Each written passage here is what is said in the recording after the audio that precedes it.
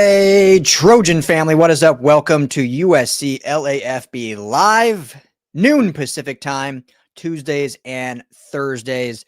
Thrilled to be here. Thank you, everyone, as always, for making this show, this network, this channel a part of your day. We are part of the LAFB network. This is your daily dose of USC Trojans news. We have a lot to get into today.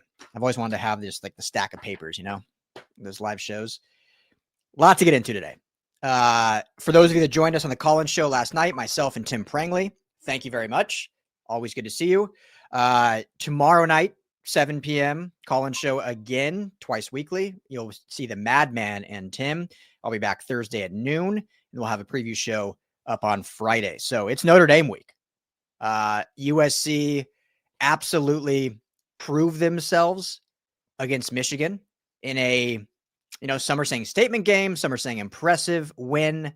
We'll kind of dive into that and where we divulge that. But nonetheless, fantastic win for this program, a absolutely necessary win for this program, and sets them up now to do something special potentially in South Bend this week. So we're going to talk about a new king. King Miller has risen like a phoenix from the ashes atop the throne in the media capital of the world of Los Angeles, where stars are born. We watched a star born right before our eyes at the beautiful Cali last Saturday. We'll talk about that. More commitments coming, maybe. USC garnered a commitment last night. Are more on the way. 33 already in the class, potentially more. We'll see. Was this a program identity shift? Like, did this win prove this identity of this program is shifting? The AP poll, we've discussed it a lot. Does it even matter? Should we even worry about it? We'll discuss. College game day. Decided against coming to two ranked opponents in South Bend, one of the greatest rivalries in all of sports, and instead elected to choose Alabama Ole Miss, a great matchup. So not saying that, but let's talk about that later. Injury updates, little bit of knowledge that I have. I will be at practice tonight where we talk to Coach Riley, and I'll be at practice tomorrow where we'll talk to Coach Lynn. We'll see if we get any updates there. And finally, we go to your viewer comments. Like I said, that's going to be every Tuesday. We're going to do that and look at your viewer comments. So, so we'll get right into it. Fight on. Daisy Wedo. Austin Grigsby, all you guys getting in here. Appreciate you. I love doing this show midday, man. It's fun. A beautiful, beautiful rainy day in SoCal. It rains so little here that I love the rain. People say they love the rain. You usually live somewhere it doesn't rain very often.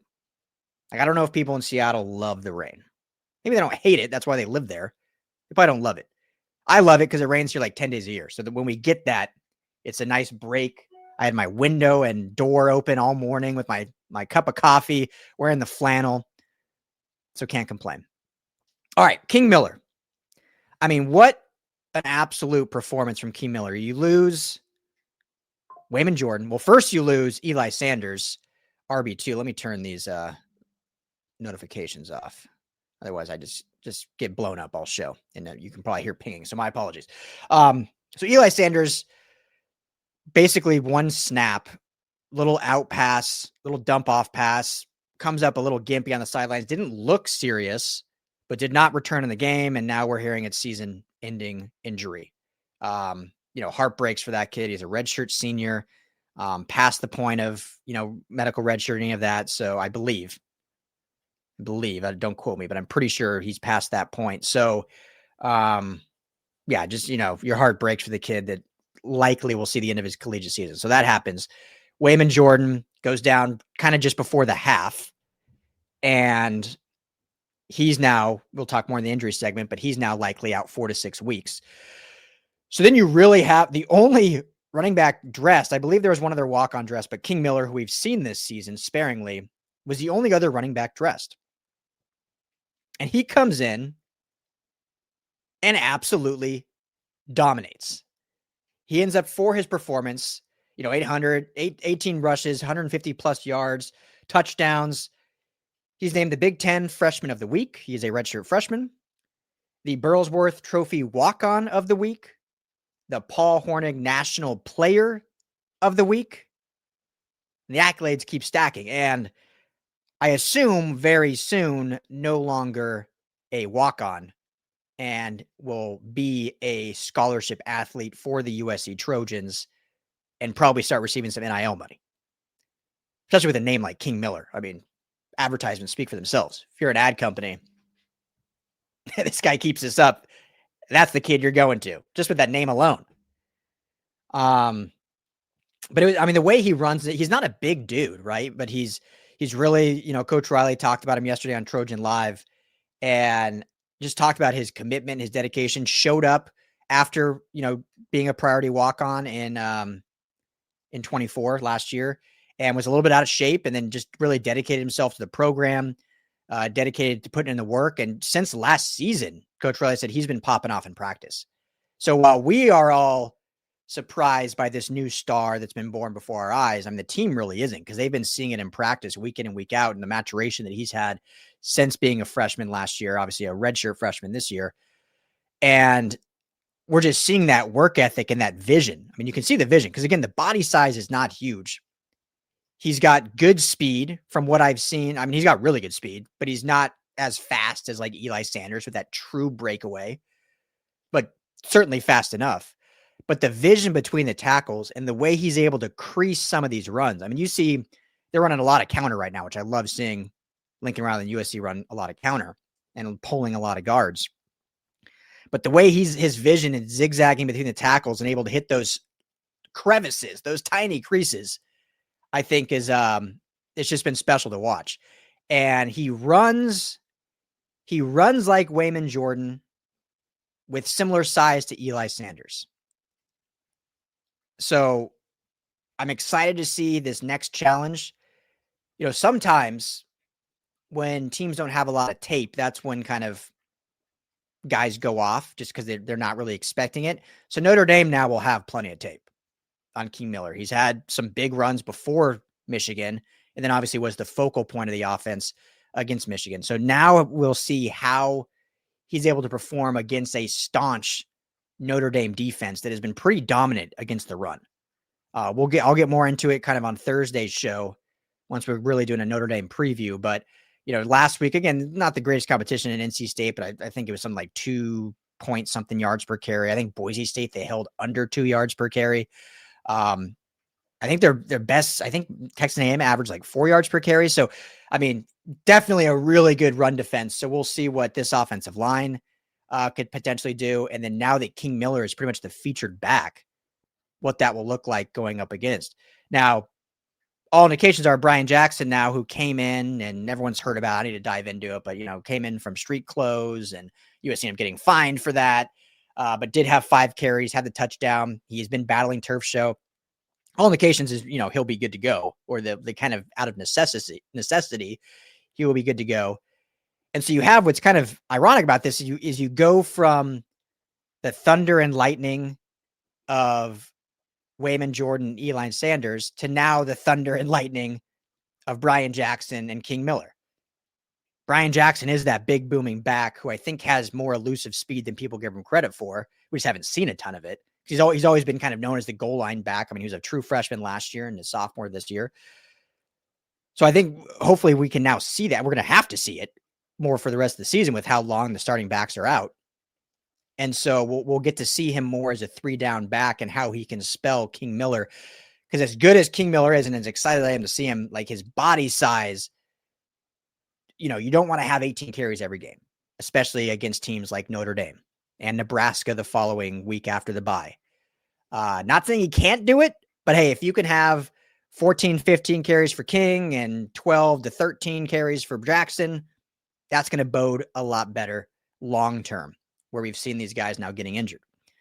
So I'm really excited to see what this kind of new thunder and lightning can look like with B-Jax and King Miller. So hats off to King. Let's move down to talk to some commitments. If any of you guys have comments on King, drop them in here. I can go back to those. As always, let me wet the whistle here real quick. Nothing like a nice cup of coffee in the rain, right? Am I right? All right. So last night, USC earned a commitment. I did a quick little recruiting update. You can find it right here on the USC LAFB channel. So I'm not going to dive fully into it. Talked about just what a monumental game this was just for the recruiting side of it. So you can find that, right here on USC LAFB. Quick little 15-minute video. So check that out. But they gained the commitment of Jaquan Morris, who is a top cornerback in JUCO right now. He will be a member of the 26th class, bringing it to 33 total commitments. Been saying all along, they're looking to get to that 35 number, 35 commitments for this class. So now, as of now, have 2 open spots. Yesterday morning, Steve Wiltfong of On3 Rivals put in a, whatever you want to call it, expert prediction, crystal ball, for Drayden Crowder to flip his commitment from Cal, where he is currently committed, to USC. Crowder's a 3-star prospect at Sierra Canyon. No, is it Sierra Canyon or Santa Margarita? I think it's Santa Margarita, actually. I think I wrote that wrong in my notes. But having a really good season so far and can certainly play above that 3-star ranking. Now, his crystal ball came before Jaquan Morris committed. So I'm not sure if that's now going to be the indication. I'm putting some words out there to see if I can find what this is looking like. And if, I think there may be another commitment coming from this weekend, whether that's in the 26 class or in the 27 class, chatter around is like, it was just a great weekend for recruiting. So I do think something will be coming out of it. I don't know if it's Crowder just because they got the cornerback commit in Morris. So I'm not sure if they do want another one. Now, when RJ Sermon's reclassified, that did open up another kind of corner spot, and we don't know exactly what number they want to settle on. Obviously, as we've seen from this year, having more cornerback depth is better. Seeing how the injuries have kind of really stacked up and guys are finally getting healthy now on the back end. But, going into Illinois or whatever, it was from a very deep young room to a not very deep room, and forcing young guys to really, have really big roles in these games. So, I don't think you can have too many, especially in a class that's 35 guys deep already. Right now, what I got here, I always mess up the number. We got, 1, 2, again, whether you say corner or defensive back, which I kind of lump them together, 3, 4, 5, Madden Riordan, who's some say an athlete, but he's going to be a secondary player. So with Jaquan Morris, you got 6 DBs essentially in this class. So if you add Crowder, that brings that number to 7. Now, again, that's defensive backs. So, whether they view that as 4 CBs, 3 safeties, then the number doesn't seem so crazy. So there is a chance based on what Wiltfong heard, but I'm just curious if that was prior to Morris. I mean, his prediction came out prior to Morris committing, but I wonder if that would have any effect, if those were 2 separate potential events, or if one would affect the other. And USC was saying, hey, these are 2 guys we want to get a commitment from, whoever we get it from first. That's kind of how it goes. So I'll keep you updated on that. That's the latest on that. Like I said, I do think there will be others, at least one other coming out of the weekend. I just think it was a really strong weekend. Obviously, when you see the atmosphere at the Coliseum, the way the USC Trojans won, just the recruiting experience for all these guys, it went great. And I've talked to people said it was a fantastic weekend, as they all have been on these recruiting visits. So hats off to Chad Bowden and his staff for really knocking out of the park with these visitors coming to these games.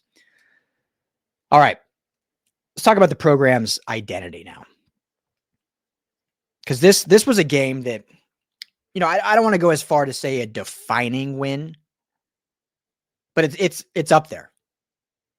And you could make the argument that this was the best win of the Lincoln Riley era. I think you can look at that 2022 first season at home against Notre Dame, Caleb Williams Heisman campaign. That was a great win. Certainly last year, the not the home opener, but the opener against LSU, that was certainly a great win. 2022 at the Rose Bowl, that 45-42 win over UCLA, like that was a great win. So I think there was you could look at a couple others that were really solid wins, but I think the way that they won this game makes this the most impressive win and probably the most important win of the Lincoln Riley era. Because this was a must-win game, right? Like Lincoln wasn't going anywhere. If they lost this game, he wasn't getting fired or anything like that. It's not at the point of, what Penn State was doing. But it would have essentially all the questions we had probably would not have gotten answered, depending how they lost, obviously. But the way this game went and the way they won pretty much answered every single question we had. Now we got to see that continue throughout the rest of the season so those questions don't pop up again. But, we questioned the development of the secondary. They looked improved. We know the Michigan passing game is young with Bryce Underwood, so the competition wasn't quite as high, but they improved for sure. We questioned the true toughness, and I'm not saying me necessarily, but these were the questions, the true toughness of the trenches on both sides of the ball. Could the defensive line hold their own against real solid Big Ten offensive line play? How are the linebackers going to look, and are they going to be gap sound against a run-first team? How is the offensive line going to look with injuries stacking up against really dominant defensive lines? All of those questions we got answers for, and the answers were all positive. Offensive line looked dominant. Now, also credit Lincoln Riley in play calling.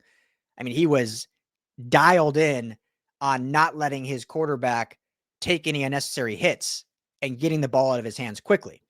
And the screen game was on point. Credit the discipline of the offensive line, not going, think about the John Ray Reed penalty against Illinois being a yard past where he's supposed to be. Like that's, in screen games, that's hard for an offensive lineman to kind of hold their will before running downfield. So credit the play calling, but the offensive line, with how much shifting they've had to do with these injuries, has looked fantastic this year. And Zach Hansen looks like the best offensive line coach in football. And I was extremely bullish on him when they made that move. I just didn't know if it would happen this quick. The defensive line looked how we thought they would look preseason. They looked extremely good overall. Devin Tompkins, I think he's the most underrated defensive lineman in the Big Ten. He's a name that still does not pop up at all nationally or just within the conference that I've seen. I don't watch a ton of other shows. But I haven't seen his name pop up. You see the Jakeem Stewart because of just him being a true freshman, and rightfully so. You see a lot of the Keyshawn Silver and the Jaw Jarrett just because they transferred. I don't think you see a lot of Devin Tompkins. You don't see a lot of Jade Abasiri. And those are the two guys balling up front. Those are the two guys holding it down up front. And it's not lost upon me, or it's not ironic that those are the two guys with the highest PFF grades this week and the highest snap counts. Well, Devin Tompkins being highest snap counts. Jade Abasiri was the highest graded defensive player on USC. Devin Tompkins is 2. Those two guys deserve a lot more credit than they're getting, at least nationally. I think locally and among the USC fan base, like we all know how special those two guys are and how the driving force that they've been. And I don't mean this in any disrespect whatsoever, because this is a team that was built upon depth and rotation for this season. But the big consensus among really everyone was that, Keyshawn Silver and Jaw Jarrett would be the two dynamic additions from the offseason that would really run the show. And they've played well when asked. That's been their role, is kind of in this more rotational sense. But this is Abasiri and Tompkins' defensive line. And this is the identity that Coach Henne and Coach Nua have built on this front. It's kind of based on those two guys. And remember, Abasari he's a true sophomore. He's a true sophomore. So that's great to see. But you look at snap counts, Abasari, 28 total snaps, Devin Tompkins, 41 total snaps. Then you got Jakeem Stewart with 22, Keyshawn Silver with 19, Floyd Bicard, I'll talk about him later, only with 6 because he went out with injury, unfortunately. So we'll jump on that later. And Carlin Jones got in there with 5 snaps. He was one of my underrated sleepers heading into this season, a redshirt freshman from the state of Texas. So maybe we'll see his snap count start to grow a little bit. And that's it for the interior. And again, I'm just talking interior. Obviously, Anthony Lucas led the way on the outside. Cam Crawford, Braylon Shelby, they pretty much split reps almost as your kind of 3 big outside guys in terms of pass rush and containing the edge there. So it's a good defensive front. It looked like we expected it to look coming into the season. And what we saw it a lot in the early going. Obviously not against Illinois, but we saw the defensive front, I thought, looked very good early on in the season. The questions were more in the secondary, and the secondary looked improved. So, yeah, there's been an identity shift.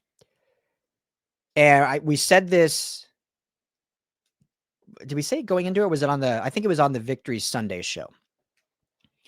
Had USC won this game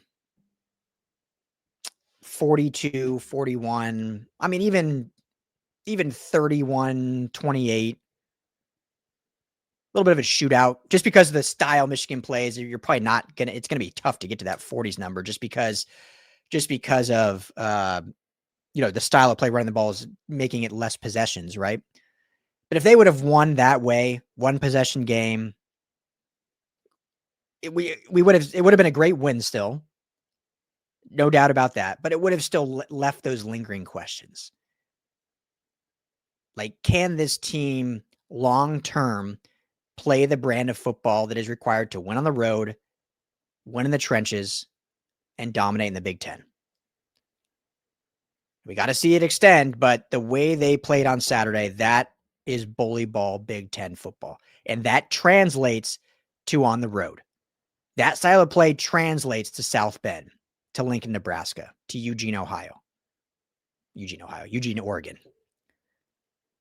So we got to see it happen, but the identity is there now.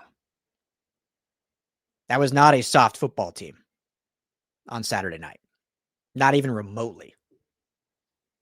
That was your blue collar, bring your lunch pail to work, knock you in the teeth type of football. And guess what? There was some glitz and glam in there too, as there should be. I said that on the preview show. If this team can play with glitz and glam and grit, watch out. Watch out. Because everyone knows they got glitz and glam. Jade Mayava, Makai Lemon, Jacoby Lane, now King Miller. They've got the set pieces for the show, for the Hollywood, for the highlight reel. Do they also have the grit? And they played with both on Saturday. We'll see what they look like in South Bend. And that's where it's really going to come out. So looking forward to that. Let's see here. What's up, Brian? Illinois ran a more similar offense to what Michigan ran last year. In my opinion, I don't think so. Michigan last year threw the ball 12 times. Remember, they had Orgy at quarterback. They ran every play.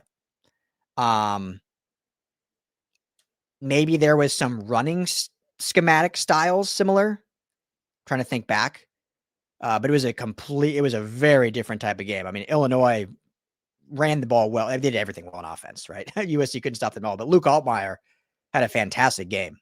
I mean, what do you have? A rushing touchdown, a throwing touchdown, and a receiving touchdown?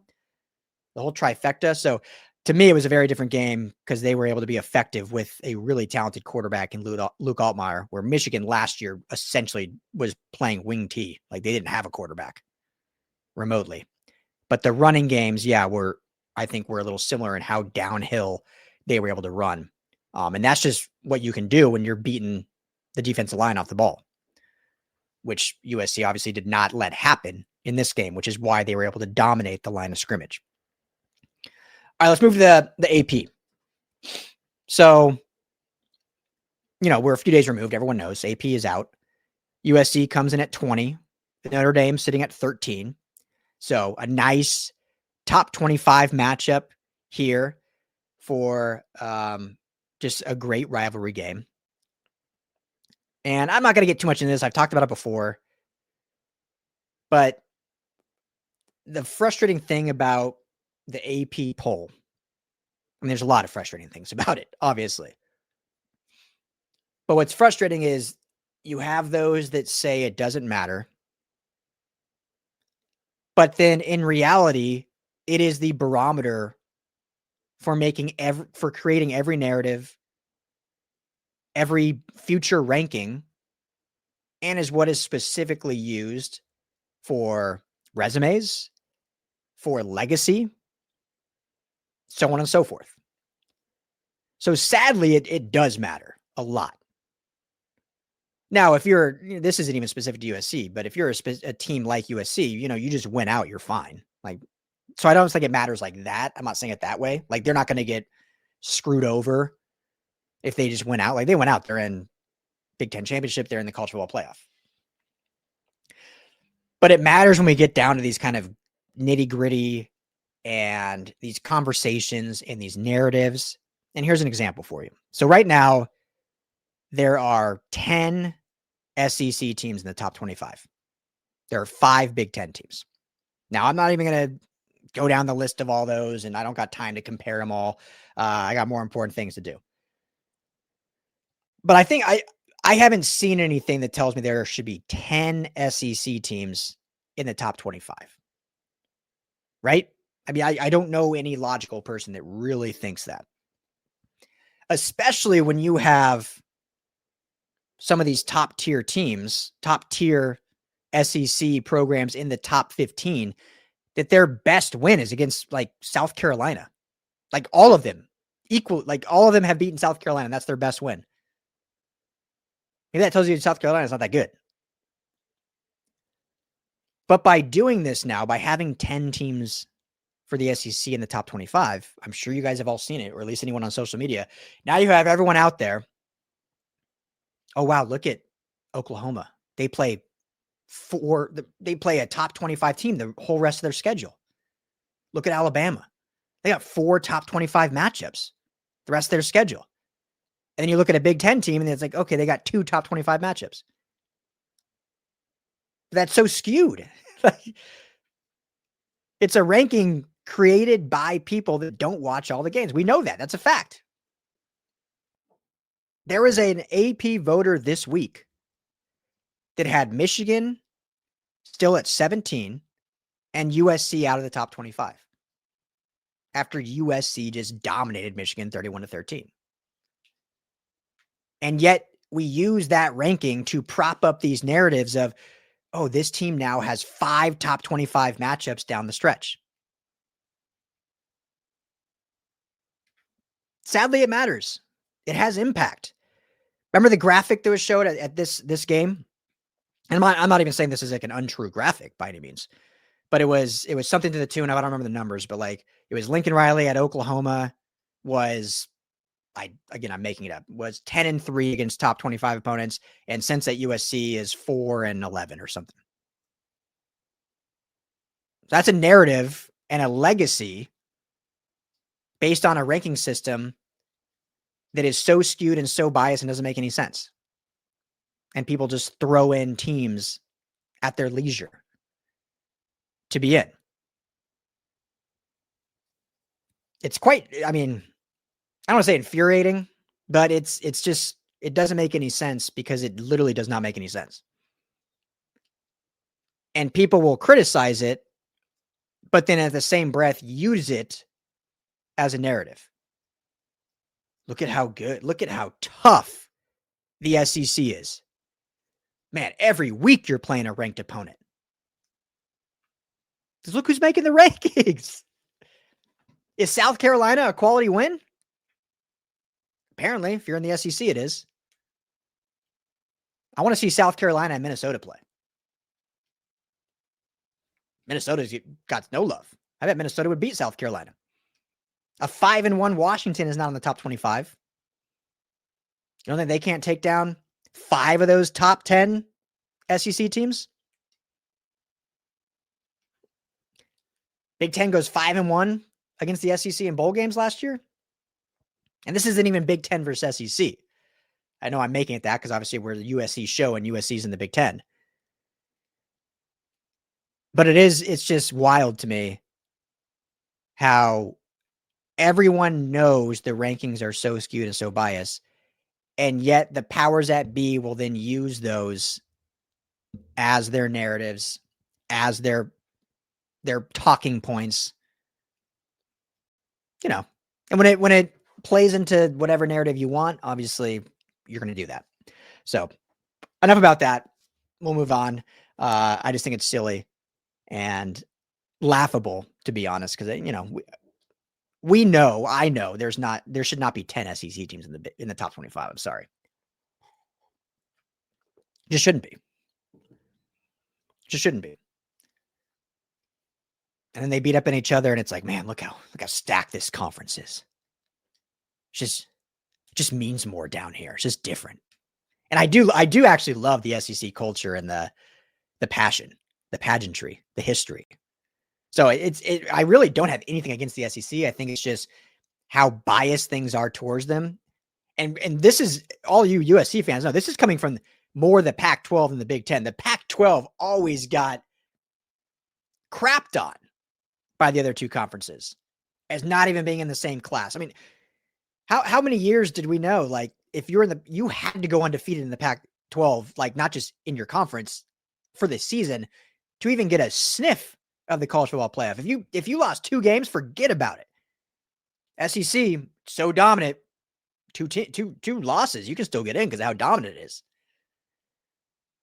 So I think it's more coming from that frustration that, when we were in the Pac-12, it was like so skewed. So anyway, this is online with that now.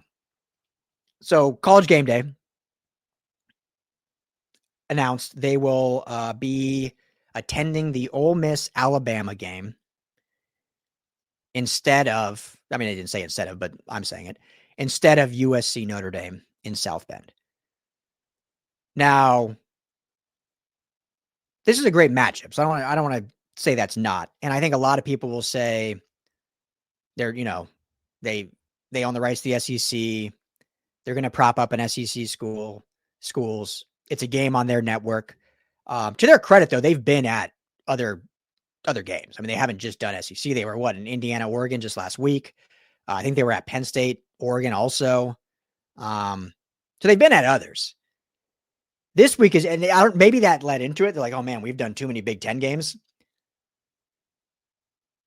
And so they had to kind of go to an SEC. And again, it's a 5-6 matchup, which, as I'm just talking about the AP now, I'm talking about 5-6 matchup. But, that's what it is. I don't agree with it, but it is a 5-6 matchup. Two historic programs. Wouldn't really call it necessarily a rivalry, but, it's still it's a good matchup. And so in any normal year, I could understand it totally. Higher ranked opponents, same record. USC Notre Dame, while both in the top 25, are, lower ranked. So any normal year I would totally get. But the fact that this might be the last time Notre Dame and USC play. Remember, I mean, there's no game after this year under contract. USC's got an offer on the table for at least a 1-year extension where they can negotiate then long-term, which I think will eventually happen. I think they'll get something done for next year if they can't agree to long-term before that. But this is potentially the last meeting of one of the most historic rivalries in all of sports. And College Game Day decided to not be there for it. So this is not coming from an USC bias or a Notre Dame bias. This is just coming from a college football bias. Like, why would you not attempt to be there if this is potentially, unless they know something we don't and a contract's been signed, so they're not worried about it. Unless there already is like an agreement between the two schools and two programs that just hasn't been yet announced, or there's a verbal agreement. But if that's not the case, and you're choosing just a one-off Ole Miss Alabama matchup versus the potential final meeting between two of the most historic programs ever in a rivalry that has spanned 94 years, that's just shocking to me. I know this game's on NBC, but game day is always at games that they don't necessarily air. They're at Notre Dame all the time. I think actually they were at Notre Dame. Were they at Notre Dame 2 years ago when I was there? They may have been. There was some show there 2 years ago. But that's just shocking to me. And that, I think that's the relevance of it. It's not that it's a matchup US. I'm not saying, well, I think it's better, obviously, but people can argue all that they want. It's the fact that it could be the last. The fact that it could be the final time these two iconic programs play, and they decide not to be there. So I don't agree with that, but it is what it is. All right. Injury updates. We're getting close to the end of the show here. Thank you, everyone that has hung out with me on a rainy Tuesday. Appreciate you guys always. I'm loving doing these midday shows. So this is fun. So let's keep this growing here. Keep this rolling real quick before we jump into the injury updates. Again, it won't be very depth. And then we got viewer comments to close the show. But let's talk about our friends over at Sleeper. If you watch the show, you've heard of them before. Number one sports app right now. Go to download it in the App Store or Google Play. And let me tell you, when you do, you're going to go make your first deposit because they got the daily fantasy. It's great for season-long fantasy. I think it's way better than ESPN, Yahoo. I'm not just saying that. I think it's just the interface, everything about it, the rankings I like better. But they got daily fantasy, which is basically a pick 'em. You choose 2 to 8 players across any sport and just choose more or less and win real money. So when you go to make your deposit, use that promo code USC LAFB, all one word, just the same as this channel, USC LAFB. You're going to get a match bonus up to $100. So if you put in $100, you get $100 free dollars to play with. You're sitting at $200 already. If you don't want to do that, just want to put in 10, you're going to match you $10. But wait, there's more, my friends. When you sign up today, you get a free $20 entry, no deposit needed. Look at that. So still deposit, use the promo code, but hey, sign up today and you get that free $20 entry no matter what. Tell them that LAFB sent you. All right. So, and yes, Brian, I was saying this last night. Forecast for South Bend is like high 50s and drizzly. USC gets nice practice. They get preparation for that. God's shining down upon them saying, hey, we want you ready for Notre Dame. Here's some rain. Don't gotta simulate rain. Like, here's some real rain, some real weather. So USC gets some nice practice today, which I'll be at in my galoshes and an umbrella later today. Checking that out. Okay, so again, injury update. Don't have a ton. We'll have more on Thursday for you as I'll be at practice this week. Elijah Page did not go against Michigan, obviously, as you guys know. Again, I thought he was really close. So to me, the reason he did not play was he was not 100%. And the fear was if after a series or two, whether he tweaked it at all or just didn't feel quite right, they didn't want to have to shift the entire offensive line mid-game. Would rather stick with the continuity across the 5 from the opening kick and stick with that all game long, which obviously it worked great. So it's good to know that this team, the depth they have on the offensive line, the versatility they have, and they can get it done against these, big, tough defensive lines. Now, I think Notre Dame is a slightly better one than Michigan. I think Michigan's still really good. I don't think anyone should write them off just because USC dominated. I think this is a good defensive front. But I do think Notre Dame is slightly better. So you obviously would love to have Elijah Page back in the lineup. So I feel like he was really close. We'll check on his status as of now on Tuesday. I can't say one way or the other. There is, again, the bye after this before Nebraska. So if he's not 100%, you hold him out, he'll be virtually 100% by Nebraska. So there's obviously that thought. But obviously, this isn't the NFL, right? You want to win these games. Every single game matters, especially in South Bend against Notre Dame. You want to get that done. So I think Page is trending up, but I don't want to give any definite on that. We'll find out more this week. Floyd Boucard obviously got rolled up on in that Michigan game. Tough loss, man. Underrated freshman who's just absolutely having a fantastic season. Was one of the biggest risers in fall camp and showed you why early on this season for what he's been able to do. I remember that Purdue game. Didn't he have wasn't it like 18 snaps and 6 pressures or something? Almost half the snaps he was pressuring the quarterback. So he's going to be such a special player. He did have to get assisted off the field, as all you guys probably saw, which never bodes well. But I don't want to speculate on how lengthy that injury is. We'll see if we get an update. But didn't look great, at least the way he left the field. So not just a depth piece. This is a guy that can come in and actually play really meaningful reps for this defensive front. So regardless, hope it's minimal. Obviously if he can be somehow good to go by Notre Dame, amazing. But even if he's good for, Nebraska or beyond, I just hope he's back this season as quick as possible. So we'll let you guys know anything else I hear on that. Cause Floyd Boucard, man, special player. Under a 3-star. Dude was a 3-star. Crazy. So showing what when you get to SC with Coach Henne and Coach Nua, what can happen when you develop the right way. I already mentioned it. As you guys know, running back room just absolutely decimated. Eli Sanders out for the year. And Wayman Jordan is going to be out for 4 to 6 weeks, kind of minimum, which is, obviously devastating. He's one of the best backs in not just the Big Ten, but in college football. Has proven his worth within this system, within his skill set. And it's just a really fun running back to watch. The shiftiness, the vision, the power, and the speed. I mean, he's the total package. He's a total 3-down back. And so, losing him for that long period, while the prospect of King Miller and B-Jax looks great, and I do think they'll play really well. You don't just replace a Wayman Jordan, right? So if he does miss that, let's just say 4, let's go super positive, misses Notre Dame, then you got the bye, he'd miss Nebraska, Northwestern, he could be back by Iowa and play those final 3 games, Iowa, at Oregon, and then at home against UCLA.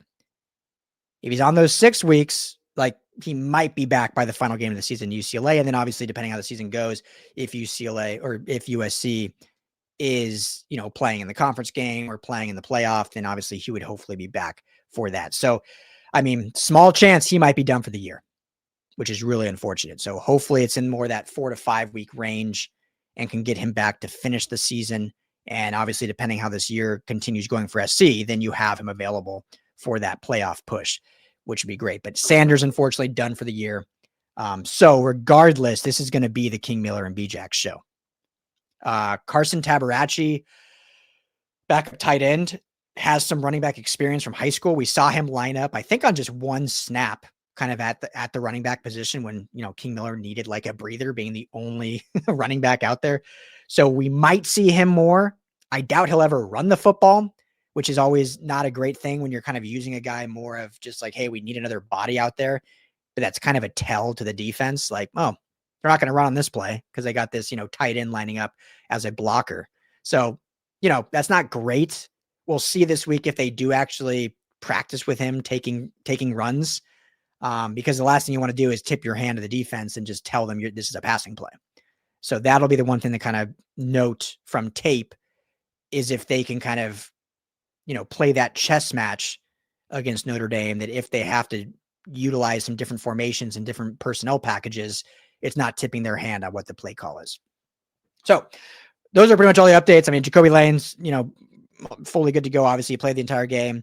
Alex Graham played 8 snaps. So finally getting to see him on the field was great to see. I'm sure we'll see his snap count just go up and up and up throughout the year. Just get him more up to speed. And so overall, relatively healthy outside of that running back room. And then we'll see how the offensive line continues to kind of shore up. All right, well, let's get to end this show with some viewer comments. Thank you, everyone, for hanging out. If you have not already, please hit that like and subscribe button here on the USC LAFB channel. That helps us out a ton. If you're watching on X, on my account or on LAFB Network. Appreciate you for hanging out, watching. Would love it if you come over to YouTube, or at least when you're done with this, go hit that subscribe button on our YouTube channel. Helps us out and helps us grow. And obviously then you get notified for, our 7 days a week of programming that we have. So I'll drop the link to this show is in the description there. So make sure to check that out as well. I will drop just really quickly some people last show. I'm not wearing one today. We got a bunch of merch, bunch of USC merch, Dodgers merch, Lakers merch, Rams if you're a Rams fan, Chargers if you're a Chargers fan, bunch of different merch. So go check it out. I just dropped it in the comments as well. That's our merch shop. And I think we got some good stuff in there for you to check out, and that helps us out too. So viewer comments. All right. These are always fun. I'm going to keep building this up. Eventually I'll drop some posts where you can just comment specifically below on anything that you would like to see read on here. So start with this one, long one, but I'll read it. Barry Fisher, you're the man. He is a member of the channel. You become a member, subscribe right here on the USC LAFB channel, or you can go to LAFBnetwork.com and become a member over there as well. That's another way to help us out and support. But he says, good show and Madman on point. This is referring to our Victory Sunday show. I too was thinking that Ramsey playing made a big, if quiet, difference. The whole back end was much better in their fits, coming up to make tackles and looking fairly coherent in their coverages. Michigan was a good team for them to play. Their QB, though talented, wasn't going to win this game through the air and allowed the front seven to really bring it and show they are a physical, tough front. Now they better stop patting themselves on the back and get themselves up to play the same physical game against Notre Dame.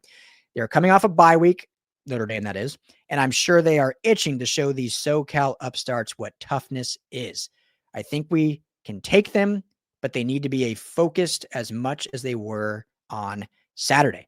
Lemon is the best. He is amazing. He does everything at a high level, and he's a very good blocker and not afraid to tussle, and the kid is as tough as nails. And yes, Indiana is the real deal. They reminded me a little like Illinois, only much better. That doesn't mean the Quacks are bad.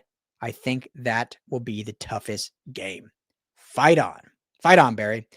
Great comment. Yeah, I think, you hit the nail on the head on all this. And I said a lot of it earlier in the show that this game, the offensive style from Michigan kind of matched up nicely with what USC is best at on defense and gave them an opportunity to shore up other areas because they weren't going to get, assaulted through the air.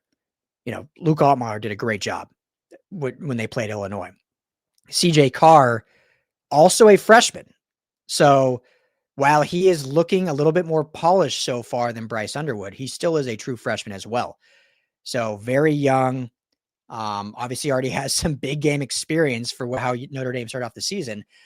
But this Trojans defense can certainly rattle him. And if that front seven can get after him, we should see some more success from the secondary as they continue to develop and get better as well. So, Mekhi Levin, man, what a special player. What a special player Mekhi Levin is.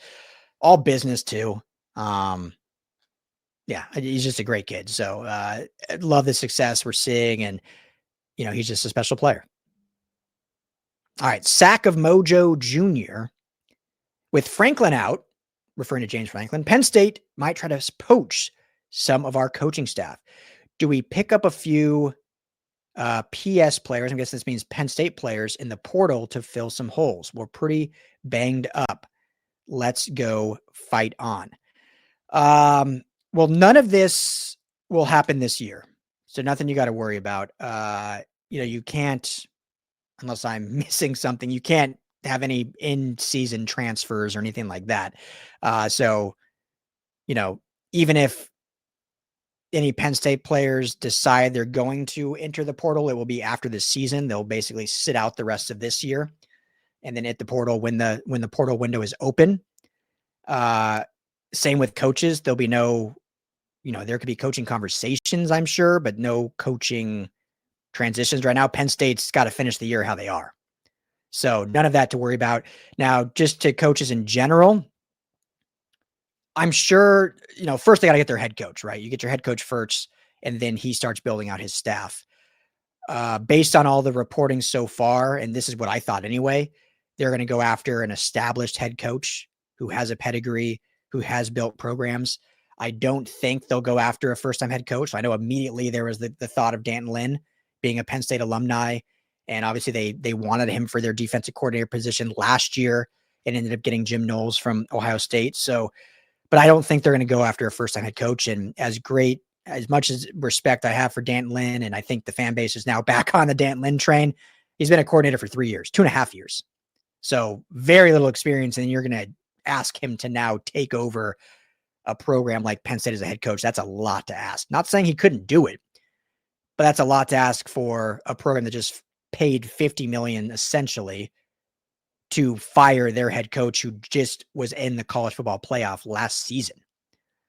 So they're going to go more, I think, the established head coach. I know Matt Rule's been a name linked. He's a Penn State alum. Obviously, Curt Cignetti's been a name linked. The interesting thing, and I won't talk too much about this since it's not really USC related, but the interesting thing is in today's college football world, like there's not as much, I don't know about draw, but there's not as much like necessity to kind of go to one of these premier historical programs. Say what you want about Penn State. They are a historical program. So they 5 years ago, if you're at Indiana and you get the call from Penn State, yeah, you're going. That's an upgrade. That's a huge upgrade. In today's college football, I don't know if it is, outside of maybe monetary, if they can offer more money. But with NIL, with transfer portal, with free agency, essentially, I don't know if there is, like, outside of maybe a very small handful, USC being one of those, there's probably not many like jobs that you can't just build where you are. So unless Cignetti hates Bloomington or Matt Rule just wants to go to his alma mater, and I don't know exactly what those financial programs are like right now, but it's not like a huge upgrade anymore. I mean, there's no reason Curt Cignetti, he already has in 2 years. I mean, he could build a dynasty at Indiana. I don't know if he needs to go to Penn State. So the only way that he would want to go is more for his own resume to say, hey, look, I've built everywhere I've been. Took Indiana to the college football playoff last year. He's on pace to take him again this year. And then if he goes to Penn State and then he leads them to a natty, he can go down as like, wow, that is a program builder, which he already is. I don't think he needs to prove much more. But they'll go. I think that's what they'll do for head coach. And then, yes, surely we'll see if that head coach tries to poach any of the SC assistants. But I don't know. I don't think many would leave for that unless you're like the only way that they, in my opinion, will be able to poach is if they're going after like a position guy to be a coordinator. So if they would go after like Doug Belk or Coach Henderson to become the defensive coordinator, then that could surely happen. If they're going after like a Heward or Hansen to be the OC, then that. But they wouldn't be able to poach a position for position, in my opinion. USC can match them dollar for dollar, if not more. And this is going to sound cocky and disrespectful, but I don't know why, if you're here, why you would leave USC in Los Angeles for Happy Valley. Especially if USC finishes the season really strong. So, but yes, USC could definitely look at some Penn State players in the portal once the season's over. And certainly that recruiting class is, already they've had like 5 decommitments. I think the top running back in the 2027 class being one of them. USC will certainly look at a lot of those recruits as well. All right, let's see here. Next one. All right. Maguma, if I'm saying that right. The first real complete game, low penalty count, and great line play. LBs all showed up. Riley had 2 weeks to prepare, and it showed. Keep it going, fight on, and beat the Irish. 100%. I don't think I need to comment on this one too much. Thank you for the comment and appreciate you. 3 total penalties, 0 on defense. That's a huge difference from what we've seen this season. They cut out those 2 turnovers. This could have been a 41-13 or 41-7 game. So hats off to the staff, hats off to these players for preparing. Now let's see if they can stack it in 2 weeks in a row against two good opponents, which would be amazing to see. Jesse James, I do not like to disparage anyone, but is elite JUCO elite power 4? So this is obviously in reference to Jaquan Morris committing to USC. And yeah, this is, and I'm assuming this means, so you got to look at this recruiting, not transfer, right? Obviously JUCO is a collegiate player, but it is a commitment in terms of recruiting in that specific class, not a transfer portal player from, say, a power 4. So not sure if he meant in comparison to a power 4 transfer portal player or if he was looking at it from recruiting angle, but you got to look at it from recruiting because it is a recruiting commitment. And what I love about JUCO commits, I said this on the show yesterday, is here's guys that just love ball. Like they've been overlooked. They've been down and out. They're at these small JUCOs, usually in the middle of nowhere. Obviously no NIL money. So they are purely playing for the love of football and for the opportunity to maybe get noticed and make it to a D1 school. We've seen obviously the success of Wayman Jordan. We can look at others. DeCarlos Nicholson was a former JUCO product. So the mentality I think is great. The other side of that is when you look at the 26 class in general, not saying he's going to be better than these kids, so don't hear me that. But even the 5 stars, you're coming in as a high school kid. And so that's a big shift going from high school to then college. Going from JUCO to D1 is still a big shift. The competition obviously is very different, but you've played against college-sized bodies in some regards. Not all JUCO systems are made for D1 either, but there's some experience there that is different from playing high school ball. So the ceiling is still lower than, than like a Brandon Lockhart or an Albert Hill, who are these top tier corners, but the experience is already higher. And so you get a guy that can come in and hit the ground running and had some meaningful reps already, even though it was at the JUCO level.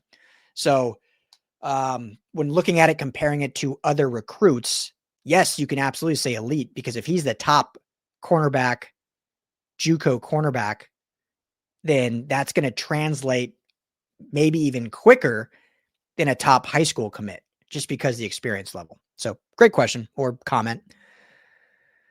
And finally, Bob Springer, appreciate you. Always watches and comments on the show. Notre Dame looks like a similar team to Michigan with CJ Carr at quarterback. 100%. They want to do the exact similar thing. They want to dominate you in the trenches. They want to run the football with one of the best running backs in college football in Jeremiah Love. And they got depth at that position. And they've got a true freshman quarterback in CJ Carr, who has so far looked better than Bryce Underwood. So there's a slight upgrade there, but is still a true freshman.